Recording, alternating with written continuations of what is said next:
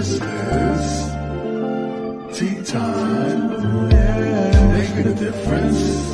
One cup at a time. Tea time. So be sure to grab your tea, grab a seat, and tune in to Miss Liz. Tea time. Making a difference. One cup at a time. Tea time, yeah. Tea time.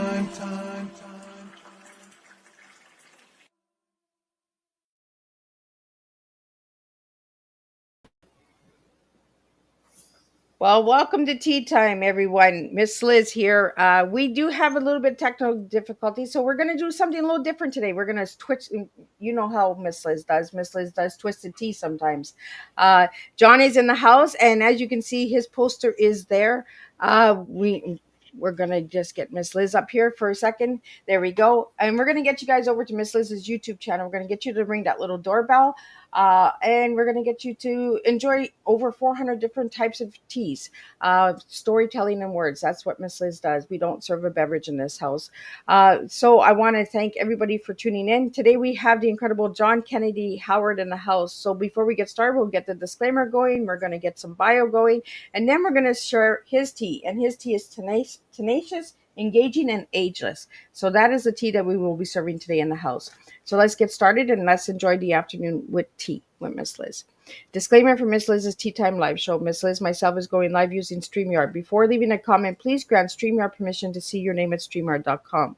Please be advised that the content brought forward for any Tea Time show hosted by myself, Miss Liz, is always brought forward in good faith.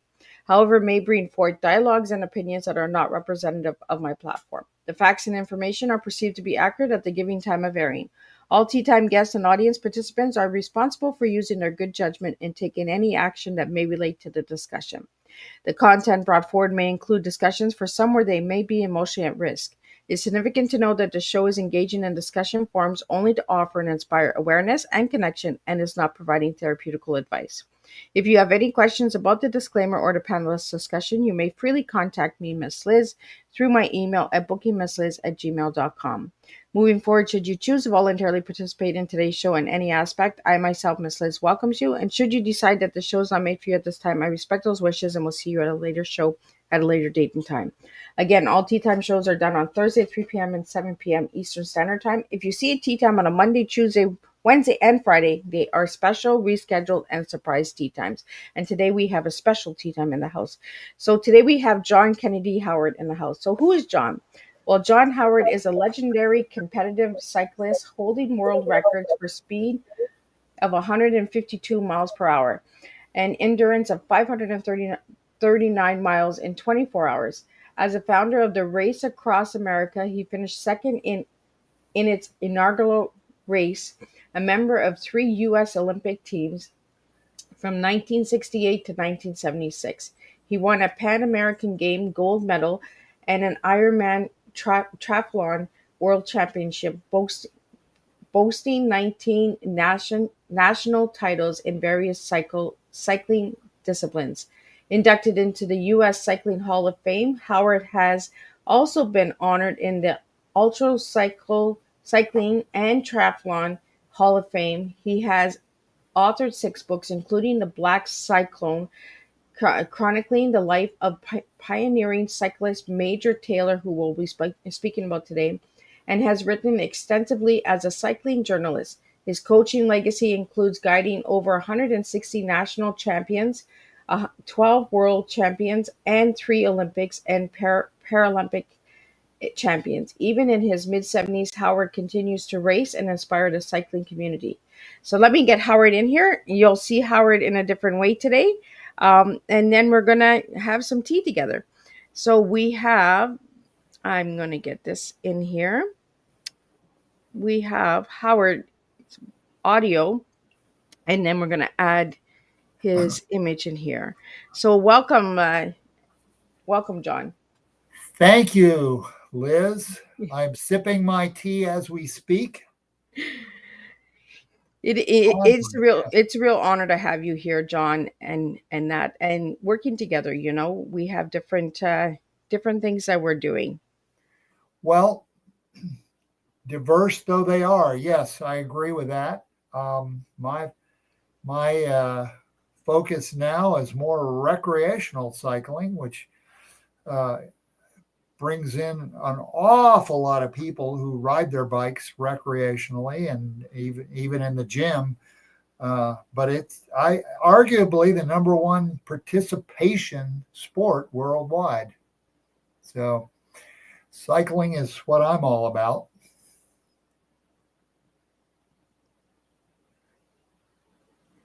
So, John, let's take you back to the little boy. Who was John as a little guy, and who is John now? Yeah, well, that leads me to a story, a brief story. I was walking through a bike shop, an old school bike shop. There's a lot of history in these stores, these ancient bike stores with hardwood floors and high ceilings. And I came across a comic book featuring Alf Latournier, who was one of the most famous 6-day bicycle racers on planet Earth, who had actually done battle with Major Taylor on the Parc du Princes Velodrome in Paris. And as a very young rider, he's much younger than Major Taylor, but at any rate, he was an expatriate brought over to the U.S. or came over to the U.S. and migrated to Los Angeles, where he acquired some sponsorship with the Schwinn Bicycle Company and proceeded to set a world record of 108 miles an hour on a Schwinn Paramount bicycle that was custom built for him. And it was done on an unopened section, illegally, I'm sure, on a Bakersfield freeway. I think it was Highway 101. I think it was Highway 101, but I'm not certain of that. At any rate, he broke the world speed record and did it behind a race car, quarter midget race car, and that was really set the tone for me. I saw that and I thought, I want to do that at some point. I want to break the. He was called the Red Devil. I guess that has something to do with his style of cycling. But after I saw that comic book, I was about 8 or 10 years old at the time, and I thought, this is my goal, and it prompted me to become a bicycle racer. And I bought my first semi-race bike there in that store, A&B Cycle in Springfield, Missouri, and the rest, as they say, is history. But my focus at the time was to, I didn't even know who Major Taylor was until much later, but that'll give you a little bit of a glimpse as to how my career started. So, John, how old were you when you got your first bike? As I said, 8 to 10 would have been the cruiser period when kids didn't have racing bikes. The sport sort of vanished. It was at one point the most popular sport in America for all the wrong reasons, but nevertheless, it was immensely popular. It was the NASCAR of the day, and I look back at those days, and it was sort of a forgotten period from about 1908 until the 1960s, really. And that was the era that I joined the sport, and picked up my first race bike about 6 or 7 years later, and that was really the start of it. I was about 15 or 16 at the time. So, John, what got you into the Olympics? Well, the inspiration from the Red Devil, Alf Latournier, and then eventually I had read. I was an avid reader, and I read portions of Major Taylor's autobiography, one of the very first athletes and to have written an autobiography.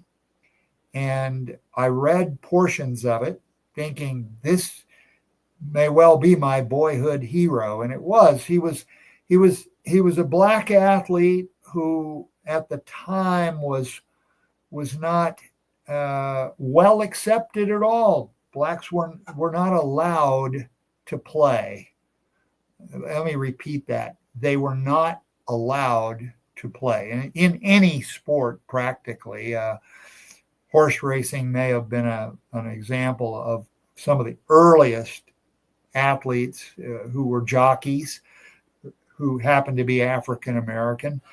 But for the most part, boxing, cycling, two popular sports of the day, both banned black athletes from competing.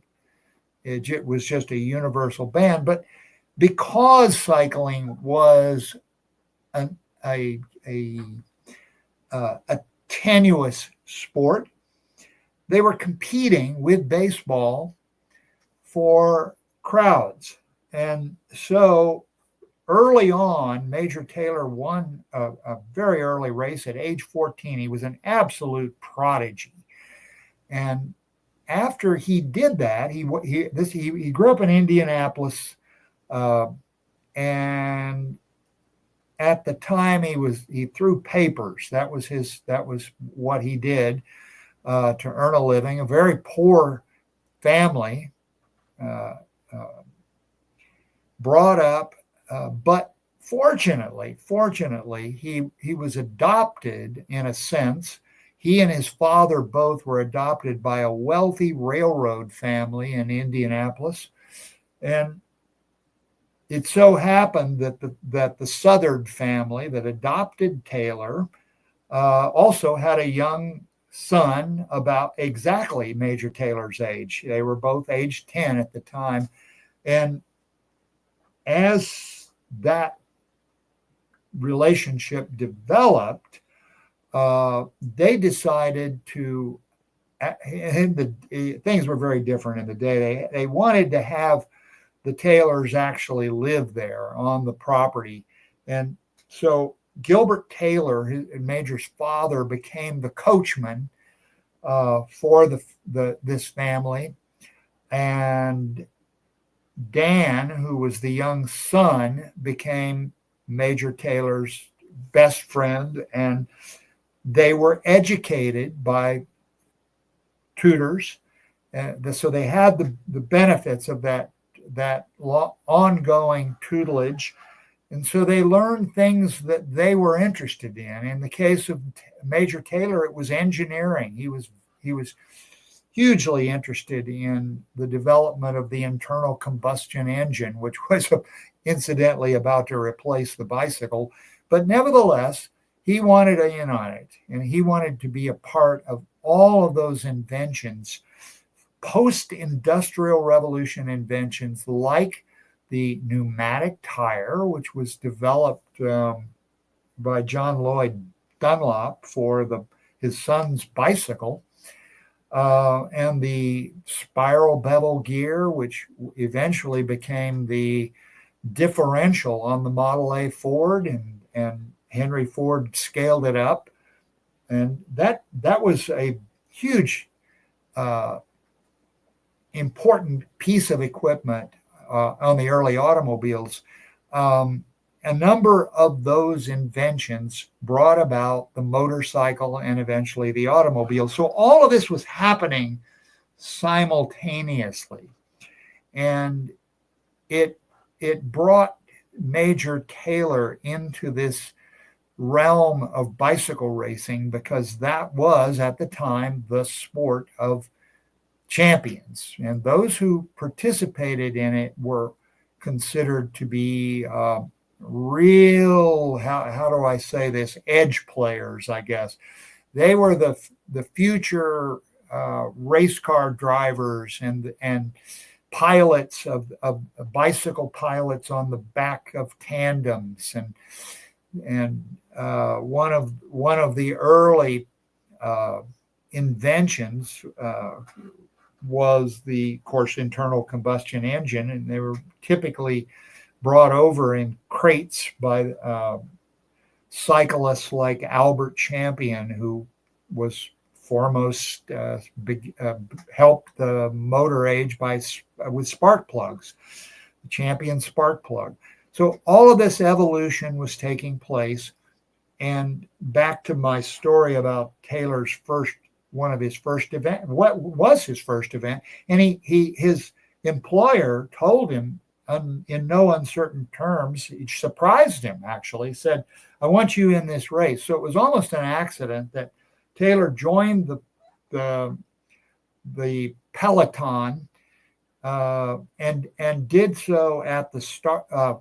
In the day, races were handicapped. So you had the beginners starting first, the middle of the packers, and then finally the experts at the end, who had a sizable handicap to make up in order to win the race. Well, it turned out it was a 10-mile race, dashed through the streets of Indianapolis, and Major Taylor got there first.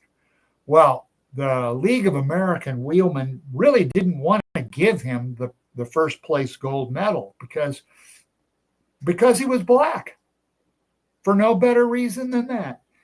And the second place finisher, who happened to be, let me think about this for a second. The second place finisher was a gentleman named Marmon, and I think I remember Marmon. I'm sorry, I don't recall every detail, but Marmon was the champion of Indiana. He was a stellar road cyclist, and when he was asked, "What do you think?" he said, "The kid beat me fair and square. Give him the gold medal. He deserves it." So it went on like that for some time, where Major Taylor had people who promoted him, who really, really believed in him. It was Walter Marmon. Walter Marmon went on to start he and his family started the Marmon Automobile Company in Indianapolis. And the winner of the first Indianapolis 500 was the Marmon Wasp, 1911. So I think it's important to point out that during that period of time, some of the racetracks, which were popular, bicycle racing tracks, actually gave way to the Indianapolis Motor Speedway. The Newbie Loop, which was a place where Major Taylor raced and distinguished himself as a champion there. Eventually, they plowed that track under and built the Indianapolis Motor Speedway, which is today Speedway, Indiana, which is near Indianapolis. But when you look at the people who promoted Taylor's career, like the early Walter Marmon and his beloved coach Bertie Munger, who was about 10 years older than Major and had been a high wheel bicycle champion in the day. And high wheelers, some of you I'm sure know what a high wheel bicycle is, also known as a penny farthing in the UK. But this was his coach's first attempt at bicycle racing, and he became a champion and eventually started coaching Major Taylor and had his own factory in Indianapolis, and began with a sizable chunk of investment money, began building the Bertie Special, of which Major Taylor competed on in the early days. So I know I'm running on and on and on, but maybe this is a good time to stop and ask me some more questions. Well, let me just make you stop for a little bit. We're into the racing, right? We're into the speed and that. And John, we have a couple questions that are coming in for you that I would like to get out there.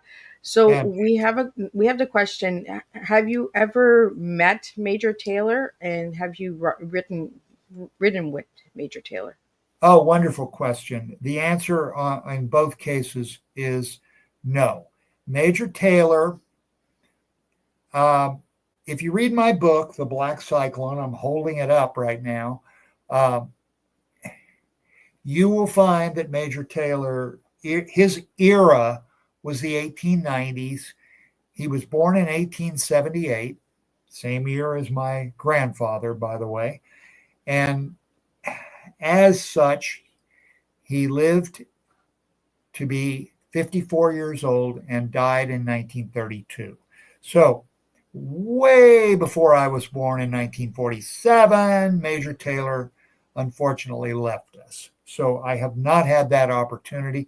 But in having researched his life and actually visited many of the venues where he competed, those that are still around, and having spent a great deal of time with his daughter, Sydney, who also left us at age 102, I feel like after interviewing many, Sydney Taylor Brown among them, and several of his contemporaries who were actually in the closing months of their lives, I feel genuinely blessed to have had those opportunities.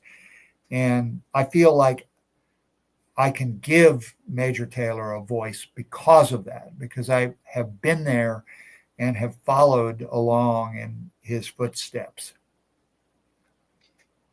So, John, I want to get into the title of the book. Can you tell us a little bit about the Black Cyclone? Why you gave it that title?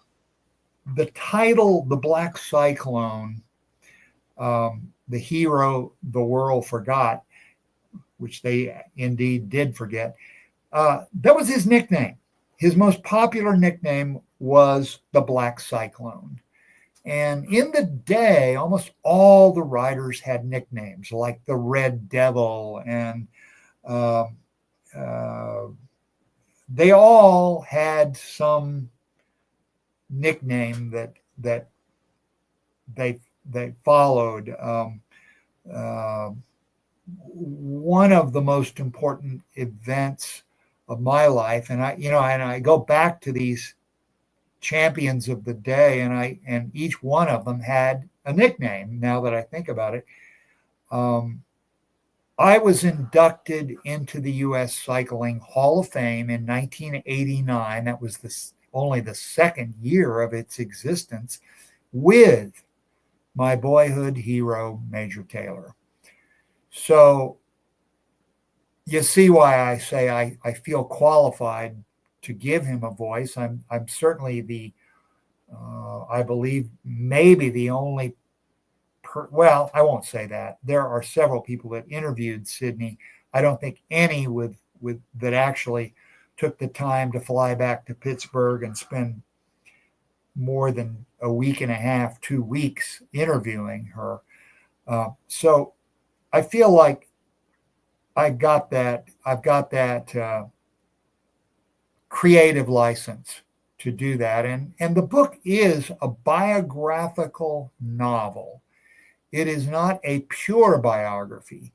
So what we've done is we've given Major Taylor and his contemporaries a voice. And I think the power of the book, and hopefully, I'm thinking we are going to do a feature film on Major Taylor, and I don't know how long it will take, but we have to do this. We have to bring him to the screen, because that's the way we will get the word out. And I want to say this before I forget to say it. If we could attract a fifth of the attention of the African American athletes who are right now being drawn into the ball sports because of the money, certainly, we would change the complexion of cycling worldwide, because I believe the American athlete, especially the African American athletes, are the best at what they do, and they can do virtually anything athletically. So, yeah, thank you, Liz, for showing that. Yeah, I'm just trying to bring some screens to the table because we have some technical difficulties with John's camera. So I'm just trying to bring up the book so that my viewers and listeners that are watching the video can see what we're talking about. And you can also get the book on Amazon, Barnes and Noble, and all that. Correct, John? That is correct. It is an Amazon bestseller. I'm proud of that fact. Um, has yet to become a New York Times bestseller, but we're working on that. And yes, it is available either online or in the Barnes and Noble stores. So it's available and in hardcover, soft cover, ebook, and finally, we have an Audible version of it. Oh, well, So look at all that. those formats, yes, we have. And if you go to, I of course got this printed all over my business card, but if you go to Major Taylor Story, I think it may be the Major Taylor. It's either the Major Taylor or majortaylorstory.com. You will see our website, some great period photographs included on the website. And that's one way you can purchase the audio version of the book. And you can also pick it up on ACX or any of the Audible platforms, I'm sure. So please look up our website and have a look at some of those great period photographs of Major Taylor doing battle with the world's best racers. So, John, because we have no camera with you, I'm going to just keep putting on some sharing some screens and all of that so you guys can see a little bit of who John Kennedy Howard is. And there's always a different twist on Tea Time, and Miss Liz finds a different way to get the view in the guest scene.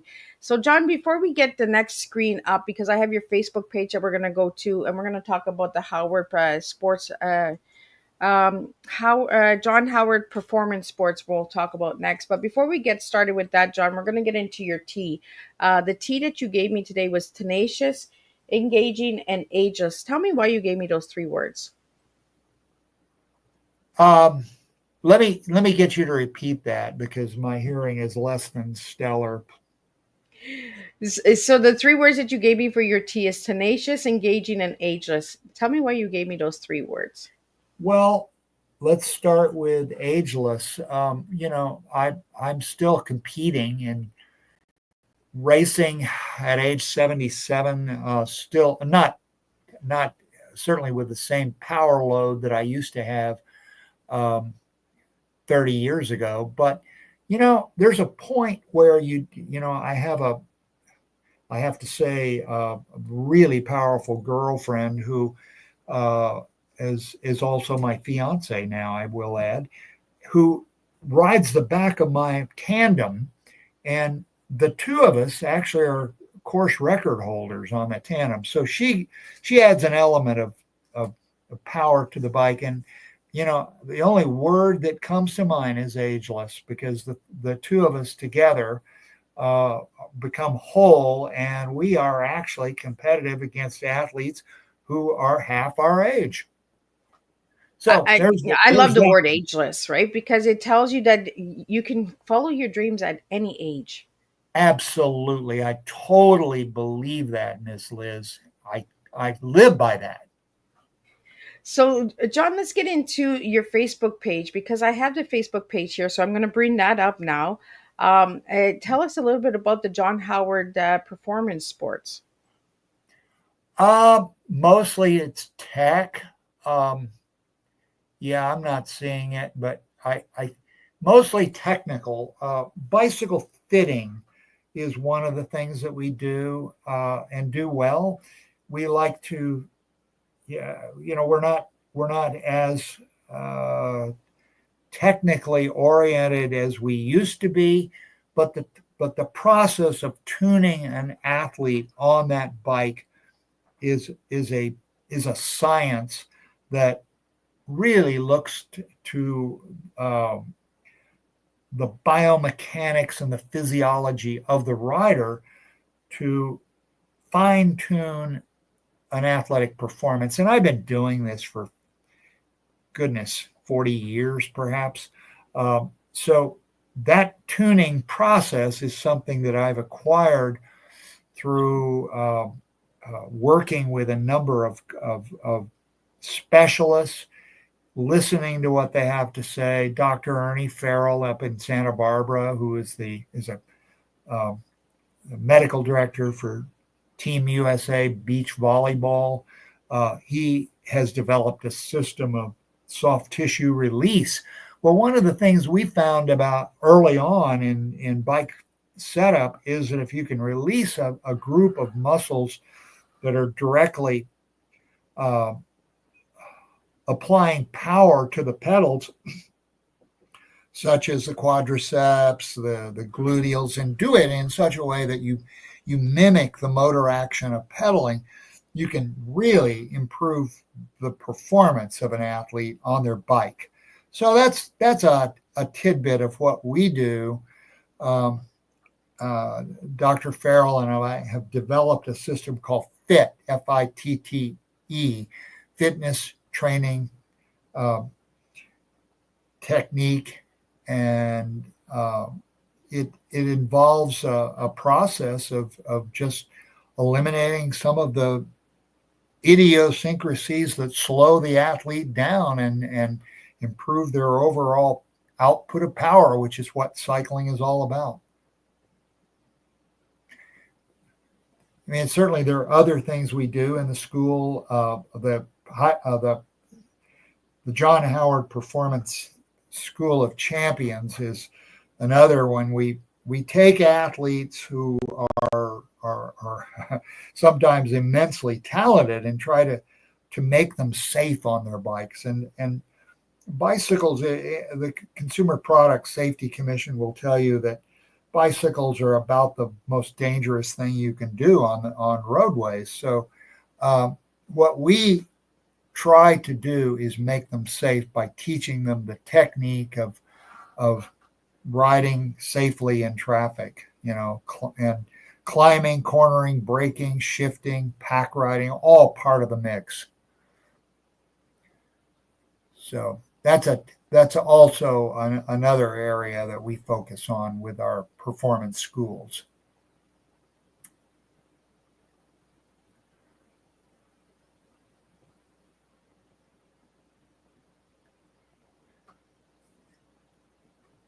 Liz, I hope you're still there. I'm not hearing you currently.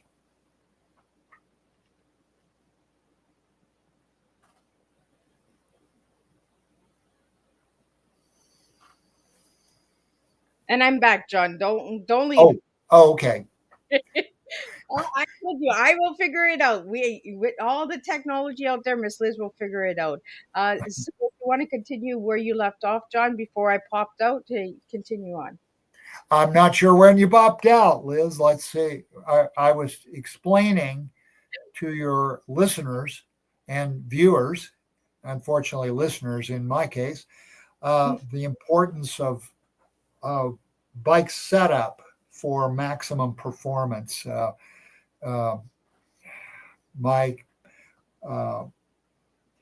My friend and confidant, Dr. Ernie Farrell, who and I worked together on bike setup for the purpose of making athletes more efficient. Dr. Farrell has developed a system called dynamic motion therapy. And we discovered very early on that if we can release muscle groups that are part of the motor action of pedaling a bike, we can vastly increase the performance level of the athlete.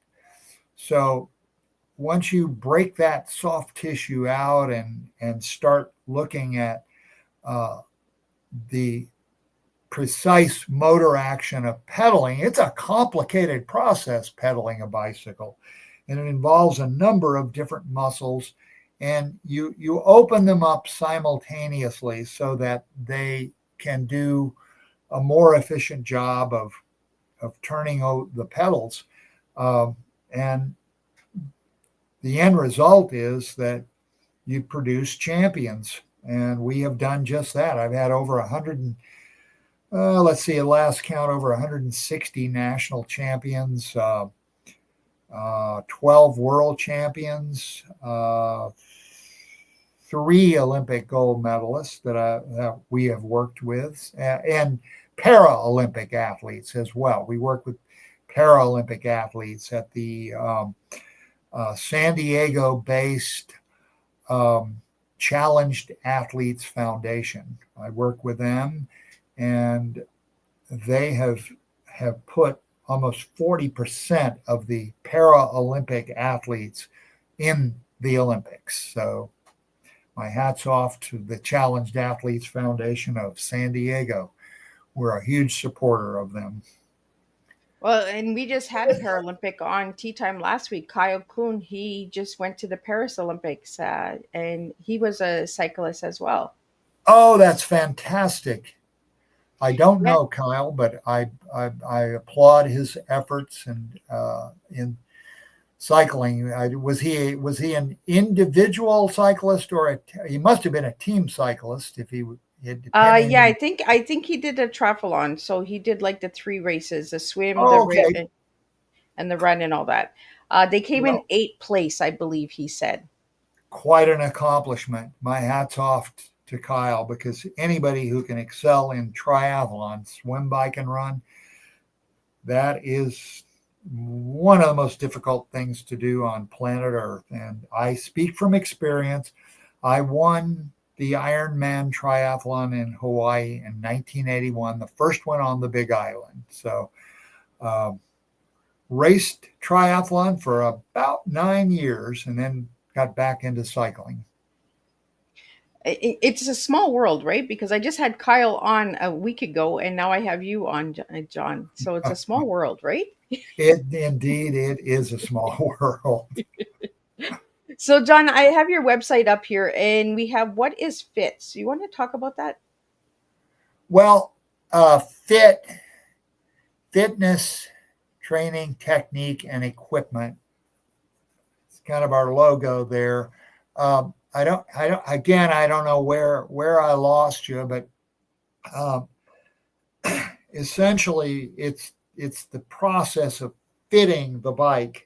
There are 2 areas primarily that I focus on: fitting the bike, working with Dr. Farrell on that aspect of it, where we adjust the saddle, we adjust the nose tilt, the fore aft, a lot of very subtle adjustments to the bike. And our goal is to make people faster, to make them more efficient, to make them safer on the bike. And biking, Consumer Product Safety Commission, if you follow any statistics, you will probably be frightened away from cycling. But it's far more than just riding on the street. There are so many wonderful platforms available. I'll mention one of them, Zwift, which allows a cyclist to train interactively with other cyclists.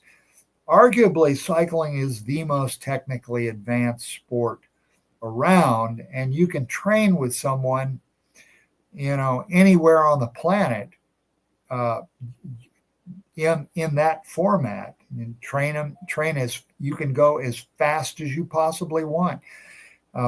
So it's a great technique for using. It's not one that I particularly prescribe to, but many of my clients have gotten the Zwift, ZWIFT platform, and use it religiously. And so John, let's talk about you also have legal consulting. What's all that about? Well, I work with attorneys Liz, I work with attorneys. I help with bicycle cases involving plaintiff and also defense, uh, where people have had catastrophic accidents on their bikes. And I'm part of a group of forensic experts who look at every aspect of the accident and try to figure out how it happened. And that a forensic approach to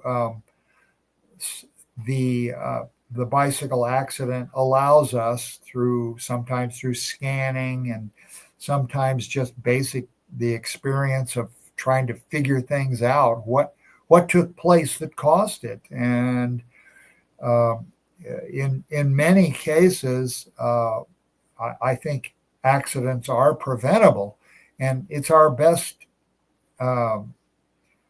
example of what we need to do to explain this to, in some cases, a jury. My objective through the School of Champions is to educate cyclists so that they are comfortable on their bikes. That, of course, is part of the fitting process that we go through. But we want them to be safe in traffic because, again, if you follow the stats, they're not encouraging. But we try to armor cyclists with the knowledge base to go out there on the streets and be safe. So that's our primary objective, is to make athletes as safe as possible through the FIT system. And as I say, there are several aspects to it, but it's a highly evolved methodology of fitting people on their bikes and making them safe on their bikes. In a Reader's Digest version, that would be what I would call it.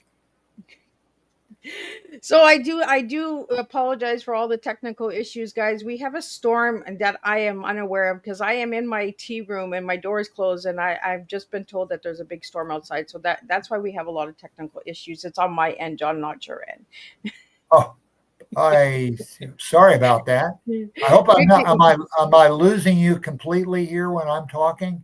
No. It's just me. I'm getting kicked out because of the storm that's going on outside of my house. But it's okay. We're all good. We're still spilling tea. We're still getting the message out there. We're getting the story out there. So all of my listeners are still intact, are still listening and tuning in with all the glitches, because that's just how committed my listeners are. So John, let's talk a little bit about. I asked you one word to describe yourself, and you gave me the word dogged. Why that word? The word is, again, I'm sorry. Dogged. Dog? Yeah. Well, I'm an old dog. D-O-G-E-D. Yeah, I've been at this longer than almost any of my contemporaries, and I'm certainly dogmatic about my approach to it, but that also leaves the door wide open for adventure. And yeah, I mean, I spend a lot of time pulling my dog, my puppy, around on a leash on the seat tube of my gravel bike. Oh. And yeah, that's a whole new perspective, because you start learning what the animal wants, and you have no clue. Sometimes the dog has it's a young dog to begin with, has no clue as to how traffic works. So you're teaching the dog, and the dog is teaching you. So I think I would have never guessed that with that word. You see, you took me on another bicycle journey with the dog. I highly recommend it.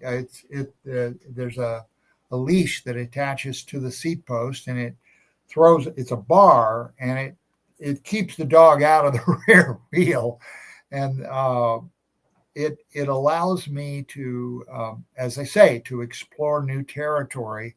And my dog happens to be, any dog lovers out there will probably identify the dog Saluti, which is a very similar to a greyhound. That's probably what she looks like, and she is a born runner. So we're out there on that bike, and so it allows me to ride my bike. It allows her to run as fast as she chooses to go. So, John, with all the cycling and the Olympics and all your journey in life, what is the biggest thing that has impacted your life besides the cycling? Well, it's all encompassing. I just found a niche very early on. I think every parent should explore, any parent who is interested in having their child become athletic in any regard should explore the full gamut of adventure in sports, and anywhere from swimming to gymnastics to cycling to running, track and field, and everything in between should be explored. And only if you do that will you find the thing. And so I boxed, I played baseball, I played basketball, I did all the ball sports, but I really found my calling in cycling. And I was just kind of burned out on team sports. My dad was a very good football player, and he wanted me to follow in his footsteps. And when I refused that, I actually did play for a couple of years. And I realized, I said, "Hey, Dad, I'm a buck 30 in my best form. I'm way too light for the game. It's not working out. I want to ride my bike." And at which point he threatened to disown me. He said, "You're no son of mine." And as soon as he saw that I was successful at cycling, and early, it's hard to find races back in the 60s, but as soon as he saw that I could do this, he almost immediately became my biggest supporter. And we used to travel all over the Midwest in his Mustang convertible. And we would go to all of the bike races throughout the Midwest, from Chicago to Indianapolis to St. Louis to Kansas City, Olathe, Kansas, and then points east. And we would drive all over to those races. And as I say, he became my biggest fan. So what he really wanted was a successful something. He wanted his son to be successful. And I guess I achieved that. But sometimes as parents, we have to push our kids in different ways, right? And then we see that they have the potential in them, and then we're like, wow. And then we're like, oh, we got to really team up with them. We really got to show them that we support them. Us parents, we don't have it all together, right? Sometimes. Yeah. Now, and I think, as I say, it's important to explore that, to look at all possibilities. Don't give up on one until you've tried something new. In my case, I was ill suited for football, but cycling, because there are a lot of lightweight cyclists who do road racing, it was perfect for me. So I found my niche, and that's what every kid should do, and with the encouragement of their parents, but not being pushed into anything, because the kids have got to do it on their own. They've got to enjoy the activity, because motivation ultimately comes from within. Absolutely. So, John, for any of the little youngsters out there that are listening to Miss Liz's Tea Time today, what message would you have for them as a future cyclist? Oh, read my book. Go to this fabulous biographical novel and read about one of the greatest athletes of all time, Major Taylor, who broke the color line in cycling 50 years before Jackie Robinson did it in baseball. His story that the racial animosity that got him there, I think is prime material for young readers. And I encourage that. There are portions of it that are going to be a bit heavy, but, I encourage kids to read. And so, get the Audible version, but you will enjoy this book, I promise.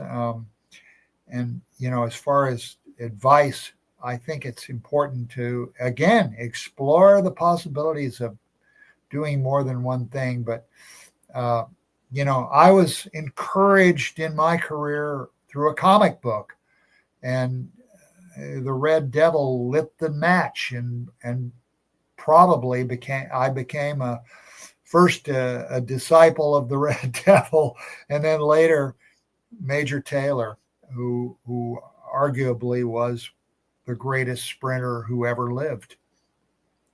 So, John, now I'm going to take you on a different path. We're going to get on a different bike right now, and we're going to talk to you about your favorite color, because I asked you what your favorite color was, and you gave me yellow. So, did you ever have a yellow bike? Very good question. Yes, I did. I had a yellow Schwinn Paramount. I was sponsored by Schwinn early on, and that canary yellow Schwinn Paramount I used to win the Pan American Games gold medal in 1971 in Cali, Colombia. And that is significant because it brought money, real hardcore cash into the sport of cycling, when otherwise you needed to have a rich uncle or wealthy parents to support you, because cycling is an expensive sport and you need to have that equipment. Even then it was expensive. So that's how I would answer that, Liz. I would tell you that Schwinn Paramount, that canary yellow Schwinn Paramount, was an important ingredient, and I chose the yellow for that reason. I don't know very much about the psychology of the choice, but I think in my case it just rang bells. Well, it resonated with you, right? It brought good memories back. It definitely did, and that's why I chose that color. It was one of the chosen colors in the rainbow that Schwinn offered, and it was an unusual color because most of them were reds and blues and whites, but I chose the yellow. I like yellow, because yellow is not a color that I got given to me. Over 400 interviews, and I think you're the only fourth or fifth person that gave me the color yellow. So it was nice to get the yellow. Oh, I'm laughing. Great to hear that. So, John, I want to talk to you a little bit about your future plans. Do you have another book coming? Do you have any events or anything that you would like people to check out? I had a bizarre number of events that occurred in my lifetime. I will not divulge any of those now, but yes, I want to write another book, and I want to include some of the unbelievable things that have happened to me in growing up, mostly in Springfield, Missouri, back in the Ozark Mountains. And I'll leave it at that. So yeah, I have another book in me. I want to tell this story. My sister Ann is my editor, and I need an editor because I tend to ramble, as you can tell from this interview. No, that's a good thing. Like, especially on days like today where we have the technical issues, we need a rambler in the house. Well, you got a little cameo of me down there in the corner of the screen, so you see what I look like. Well, and my listeners always wonder how Miss Liz pulls it off, right? With technical issues, the show still goes on. I still find a way to get it going. And we're still having an enjoyable conversation with you, John. So thank you for that. Well, it's been fun, Liz. I've enjoyed every aspect of it, and you took me down a few paths that I wasn't expecting, and I think we, you brought up you dredged up more material. So thank you for that. Certainly. Well, I like to take my guests down the few rabbit holes, right? Because that's where we go to Mad Hatter Tea Party. Miss Liz takes everybody on a journey. Oh yes, Lewis Carroll. That's my superhero, guys. Alice in Wonderland. Yeah, I don't like Superman or Spider-Man. I'm an Alice girl. Well, that's great. Yeah, he was. Yeah, I can appreciate the fact that Alice in Wonderland. I think looking back at it was probably, the way he changed the complexion of everything and made us small, made us large. I'd have to give him credit for being an early superhero author, because he had some. I don't know what he was on, but it was something powerful for On a good cup of tea. That's what he was on. There you go. There you go. Well, I see the analogy of tea because it certainly fits Alice in Wonderland perfectly. Yeah. Well, that's just who I am, right? I just like to take my guest on a journey and take my listeners on a journey as well and make them look deeper within the cup, right? Because it's not about the beverage, it's about what we serve and how we bring it to the table. Indeed. I second that. So, John, what final message would you have for all the listeners out there today? Be adventurous. Yeah, don't let yourself sit in a corner. Don't be couch potatoes. Explore, read. Please don't lose the capacity to read. Yeah. Well, I will say this. There is a passage. The book I've written is an American tragedy. The Black Cyclone is an American tragedy. And there is a passage that I will quote if I get a chance here. Thank you for indulging me, Liz. It goes like this, because I think Aeschylus, the Greek playwright, was considered the father of Greek tragedy. And there is a passage that I will share with you. Even in our sleep, pain that we cannot forget falls drop by drop upon the heart, until in our despair, against our will, comes wisdom through the awful grace of God. That is the story of Major Taylor, and it is gripping. And I challenge everyone to read this great book. And I have to call it great because that's what it is. Well, thank you so much, John. It's a real pleasure to get to know you and get to sit. Even though I can't see you, I got to see you before we went live, and then we had some glitches come on.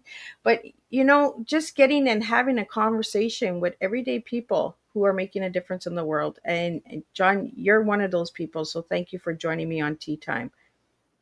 Thank you so much, Liz. Much appreciated. Well, I want to thank everybody for joining Miss Liz and all the glitches and pops in and out and all the different screenshots that you got to see and got to enjoy today. So thank you guys all for that. Thank you, Bruce, for tuning in and joining in the studio.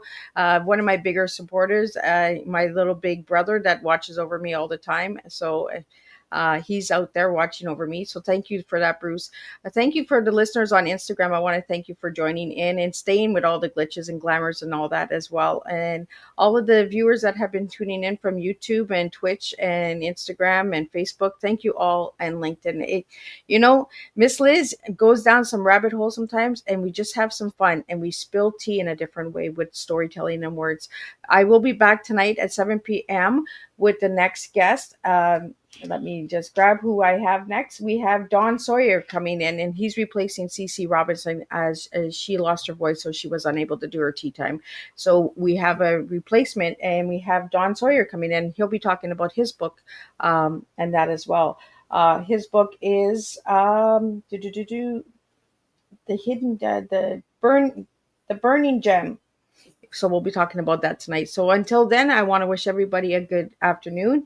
Stay safe. The weather is getting a little nasty out there, and we will be back, and we will spill another cup of tea in Miss Liz's way. So until then, thank you all for tuning in. I could not do this without all of you guys. So again, run over to the YouTube channel, give that a little quick subscribe, and you'll want to join us on December 19th for the reunion show, where there's over 50 plus guests that are coming back from all 5 seasons. So we have some surprises there as well. So stay tuned for that. Until then, I will see everybody at 7 p.m. with the second tea of today.